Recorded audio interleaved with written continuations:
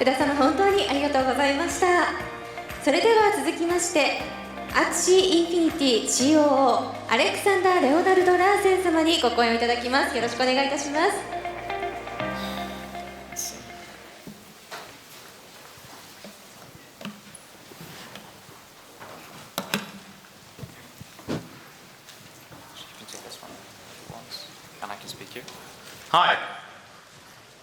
Hi everyone, I'm Aleksander. I'm the Chief Operating Officer of Axie Infinity. It's my pleasure to be here to introduce you our brand new universe. We're creating a universe around our creatures called Axies. Together with me I have my growth lead, Jeffrey Zerlin, and he's going to take you through the basics. Hey guys, it's really good to be here. So yeah, as you mentioned, I'm Jeff. I'm the growth lead of Axie Infinity, so I handle a lot of the partnerships, community management, designing of the incentive mechanisms that help our game grow. So Axie is a game on the Ethereum blockchain. So we actually totally kind of grew organically from the CryptoKitties ecosystem. So we were all top CryptoKitty players, and we had a lot of fun in December. We earned some ETH, but after the hype started to die down, and we realized that the kitties actually had very little utility. And so we set out on this mission to really create the first ERC 721 token that could actually be improved by sinking in your time and effort. So these are Axies. They're adorable creatures. They're actually stored on the Ethereum blockchain. So each Axie has a unique genetic code, and the genes correspond to different body parts, and each body part corresponds to a battle move. So we've actually built a battle system that goes kind of hand in hand with our game. We will actually have a PvP battle system. In the future, we'll also add a PvE, or player versus environment story mode. We see ourselves as both a platform with games already built on that platform, we'll also have mini games, and because everything is on the Ethereum blockchain, trading and selling your Axies will be quite simple and require no kind of third-party intermediary. So this is one of our mascots. Her name is Ginger. She is wondering, as you can see, why does she actually have to be on the blockchain? Why can't we just have that in a normal game? One of the biggest reasons for this is the digital scarcity, as you can see that I've written up here. Actually, is it a little bit weird? Maybe I can use that microphone. So digital scarcity is one of the biggest reasons. It actually means that we can prove on the blockchain that whichever asset you have is unique. For example, when we sold our pre-sale, we had some kind of exclusive part that was only able to be gotten then. Those actually increased quite significantly in value after the pre-sale because of the provable digital scarcity. Security, of course, when it comes to the Ethereum blockchain, we're using that as the base layer, so that when you are trading things, you can be sure that they won't disappear. Obviously, the Ethereum blockchain has never been hacked, likely not to happen in a really long time. And also, what I've written down is true ownership. That basically means that the players should feel comfortable spending money in the game, and we feel that that can actually help a lot when it comes to mainstream adoption. Usually when you pay something when you pay for something in a game, you consider it a sunk cost, right? But in a blockchain game like ours, you can pay for something, and then maybe if you're a good player, you can actually get your money back or even gain money. Another thing that's quite fun when it comes to game design mechanics, it opens up some really, really cool stuff. The immutability of the ledger basically means that we can store the history of the Axie for example, multiple years to come. And that means that me as a player, if I, for example, am the first guy to slay a dragon or something in a future game mode of Axies, all the Axies that I have previously owned might get a tag, something like Dragon Slayer, Psycheout's Heirloom, Psycheout being my gamer tag. So we think that's many, many good opportunities when it comes to blockchain gaming. Yeah, so I just want to talk a little bit about some of the milestones that we've reached and some of the things that are coming in the future. So we actually started working on this game in early January, as I mentioned, kind of inspired by the whole CryptoKitties ecosystem. So we started our pre-sale on February 16th. We sold 3,529 Axies in that pre-sale. We raised 900 ETH. So yeah, we're actually a relatively small team, so I think we did quite well. I think we're in the top 3 kind of grossing Ethereum-based games of all time, based on that number. And so our marketplace was actually released on March 25th. So far, there have been around 230 ETH in player-to-player transactions, and we take a 4.5% commission from every sale that's made on our marketplace. Obviously, if players trust each other, they can also do just kind of trading and gifting with each other as well. We released our breeding system on May 5th, and that breeding system is quite similar to CryptoKitties. So basically, every Axie has a dominant gene for each body part, as well as 2 recessives. So yeah, I think the breeding mechanic actually brings up some really interesting possibilities in the future when it comes to the battle system, right? So in a conventional game like League of Legends, if something is overpowered, it's totally up to the devs to kind of fix that broken mechanic or balance the game. Whereas in Axie Infinity, if an Axie team is doing quite well and has a really high win percentage, there's a possibility that our players might kind of observe that and be able to breed a hard counter. So I think it makes the balancing of the game quite interesting, and we really see breeding as a feature, not a core gameplay mechanic, which I think is like a little bit of the difference in our approach from some of the other games that are out there. So on May 28th, we sold some exclusive promotional Axies that have very unique skins. Each one sold for 6 ETH, so we raised around 18. And that auction, it was one of the first, I believe, conventional auctions held on the blockchain as well. A lot of people have used Dutch auctions, but we wanted to try something out and see, what would happen. And I think it was, quite successful as well. So on June 6th, so about a month ago, we released our egg shop, or the Axie Lab, and this is actually how we will introduce new genes into the battle system or the population, because we think that a good game or a good battle game must have a constantly evolving meta, and by making sure that we always have new genes and body parts introduced into the system, that'll make sure that the meta is constantly evolving and there won't be kind of a stale ecosystem. I guess right now around 25 eggs are being sold per day. We're currently experimenting with the egg lab, because we don't, obviously as game developers and kind of stewards of the in-game economy, we want to make sure that we aren't creating oversupply and kind of undercutting the player-to-player market. So that's something that we really take seriously. Yeah, so when it comes to what's coming next in Axie Infinity, we mentioned already our battling system.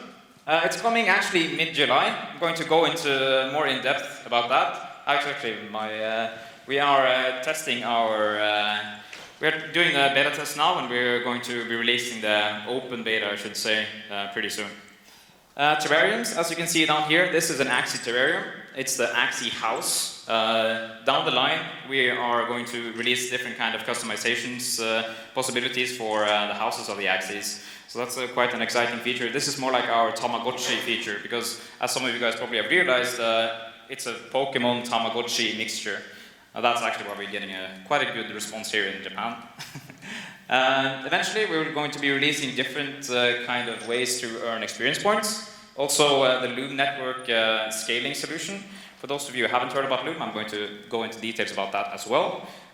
We are going to be releasing our ranking system, because when it comes to battling, I think is really, really important. I come from a competitive gaming background, and if you don't have any ranking system, if you don't have any way for the players to actually move forward and feel that they are gaining something, not only perhaps monetary value, but you also need to feel that you're competing, that you can win and see some progress. That's really, really important, so we're going to be working on that soon as well. We're also looking into creating our own in-game currency. We have purposely left that for a little bit later. We know a lot of people are running ICOs. We didn't want to run an ICO in the same way. We have sold assets, so we view that as a little bit not the same at all. And of course, a mobile application. As you probably realized, Axies, they are perfect for whenever you are sitting on the subway if you want to feed your Axie, or if you're taking a cup of coffee, perhaps in AR, you can view your Axie on the sidelines, eating with you. This is a picture of our battling system. We actually had a video planned as well, but sadly there is no way to show that. But as you can see here, Axie teams, they fight 3 versus 3. A round will currently work like this. You line up your team, your opponent does the same, you send a transaction into the Ethereum blockchain, and once that has been accepted by the blockchain, you get the result back, and it actually gives it in a replay. As you can probably realize, that's not very interactive at all. That's actually not how we want to create a game. So we have been working hard to figure out some kind of scaling solution. Loom Network is the choice for us at the moment. They have already released the first stage of their plasma scaling for ERC 721 tokens. So the way it's going to happen then is more of a turn-based combat, so that I will line up my team, my opponent does the same, then one round will happen, they will fight, damage is being done, then I can rearrange my team, maybe use some potions or some spells on the opposing team as well, and he can do the same. So we're aiming for a battle to last between maybe 3 to 5 minutes. Kind of like, Hearthstone or similar kind of card games like that. You should be able to play it when you're on the go. Yeah, so this is actually one of my favorite slides. So as part of my role as growth lead, I also have a pretty active, play a pretty active part in kind of the community and how we actually reward our players for helping us. Because we really see, because our players own these tokens and these ERC 721s, they are really stakeholders within our game economy. And we found that they will do some really, really amazing things to earn these tokens in different contests that we have thrown. So up here you will see actually the winners of the first official Axie Infinity art contest. I think the art speaks for itself. But yeah, people were pretty motivated, obviously. So one of our Japanese players, Rika, she made this really interesting art piece with a Japanese sumami craft. It's a mother and a baby Axie. This is from Technical Rise, one of our veteran players. He put in a lot of effort to make this sculpture. Down on the bottom left, you can see like an Axie kind of theme park built by one of our mods, Arctic, and I thought that was really interesting as well. And in the bottom and here you will see actually a clip. I wish that we could show it to you. It's quite amazing. But someone, the winner of the art competition, actually shot a full-blown musical, and we were blown away by it. And we love showing it to everyone. Advisors. I think it really gets the point across that these people, they really love our Axies, and they're willing to do really interesting things to get a hold of them. You guys should check out the musical. If you just search out Axie Infinity on YouTube, it'll be one of the first results. I should also say, when it comes to community, Discord is where we have our community. So if you guys are on Discord, you can find the information on axieinfinity.com. It's a Discord link there. Make sure to join so you can catch up with everything that's happening there. Yeah, so we think that one of the key differences and one of the key mechanics that we've added to our game to make it truly interactive and to give a sense of progression is the experience points feature. So experience points are very vital in our game. So with experience points, players can either breed their Axies or they can upgrade their body parts to more kind of powerful versions of that body part, which will have a different skin and also come with a new battle move. So that I think will give a really good sense of progression and also give an experience sync, right? Like one of the problems with games like CryptoKitties is that breeding is the core gameplay mechanic. So over time, the population just explodes. Whereas in our game, there's actually a penalty and a limit to how much you can breed. And we think that will kind of keep the economy quite healthy. You can get experience either by battling. We think that also there may be a login bonus to, encourage people to come back every day. You'll also be able to earn them through mini games, quests in the PvE mode. There might be special items that you can earn either through tournaments or PvE quests that will give experience. And yeah, we also we don't want people who don't want to battle to kind of feel isolated or feel unable to play the game. So people will also be able to gain experience through our terrarium feature, where they can get experience by feeding their Axies, petting their Axies, putting their Axies to bed. So yeah, I think experience is a key thing, and that's also one of the reasons that we have the game on the blockchain, so that the experience can be recorded and it can actually have real effects on the gameplay. Yeah, and as you can see, this is one of the upgrades. This is actually called the pointy Nyam, the ears of the Axie, and here it is on the legendary upgrade. So our Axies, they are constantly going to be evolving, and as he said, the genes information, they will be updated to the blockchain as well. So whenever you want to upgrade something, you just send a transaction to the blockchain. You're going to actually get an upgraded token. And on a little bit more on the technical side, as I mentioned, Axies are ERC 721 unique non-fungible tokens. Everything is created in-house by our Chief Technical Officer and actually COO, the man with the vision of everything.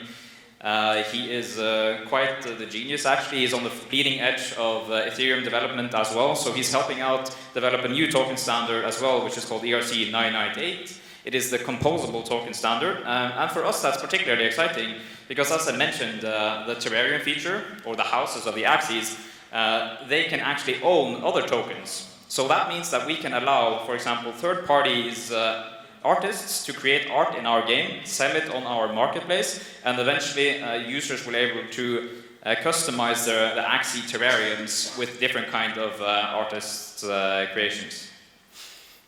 And of course, we are also, when it comes to decentralization, I think a lot of people, or game designers especially, when you are looking at coming into blockchain gaming, you need to realize that when it comes to decentralization, it's not always the greatest. As he said, we come from the CryptoKitties community. We know the suffering of decentralization too much. For example, the breeding fee is a little bit too high. We have cut that out by using a little bit more of a centralized solution. And that is actually our way of looking at the blockchain gaming space in general. We need to start off quite centralized in some parts, but also keep it decentralized when it comes to the ownership, for example. Eventually, as we get more and more secure about that we are going in the right direction, we can start decentralizing more parts and making them unchangeable. Yeah, so I think, so this is our team. I just want to talk briefly about each one of our members. So so Trung is our CEO and CTO. I actually think that it's very important in this space to have kind of a geeky founder who really understands the tech, and who's also, he can be the decision maker and also the executor. We found that a lot of our competitors and a lot of the games in this space, they take so long to roll out new features because oftentimes the people making decisions aren't the devs, they're not the people in control. And because Trung is both the CEO and the CTO, I think that allows us to speed up our development time and remain lean. Next to him, you'll see Tu, or actually we call him Masamune. So he has been designing games his entire life. Even when he was in elementary school, he designed like an alternate version of the Pokemon card game that quickly went viral in his school. So he really understands gaming, and I think has done a really good job with the battle system so far. Also, he has an amazing understanding of the Japanese kind of kawaii aesthetic, and we've gotten a lot of really positive feedback on the artwork in our game. And then, I guess you guys know Aleksander. So he actually comes from a competitive gaming background. He was a top Dota player in Europe, as well as a commentator. He also has a little bit of a military background, and I think that really imbues him with a really competitive spirit. And then, there's me. I'm Jeff. I studied military and economic history at Yale, and I think that background has allowed me to kind of approach the growth of Axie Infinity through a very kind of like militarily strategic kind of mindset. And I also I studied monetary theory and central banking, so it also I think gives me a good understanding of economies, and I think I'm able to kind of give my insights into the game economy and how we can make it really healthy and design incentive mechanisms to make our players really feel like they're part of the team. And then, we have the rest of our team. We have three artists, and then Bean is our other engineer. But yeah, I think we're a pretty lean team. We have only 8 members, and we're actually located in Ho Chi Minh City, which I believe also gives us a competitive advantage because we have quite a low burn rate. So we're not that desperate, or we're not in that big of a need to kind of raise capital or do an ICO. We're more kind of looking for partners and advisors who can kind of help us, and partnerships that really make sense from a tech level rather than just trying to kind of hype unnecessarily.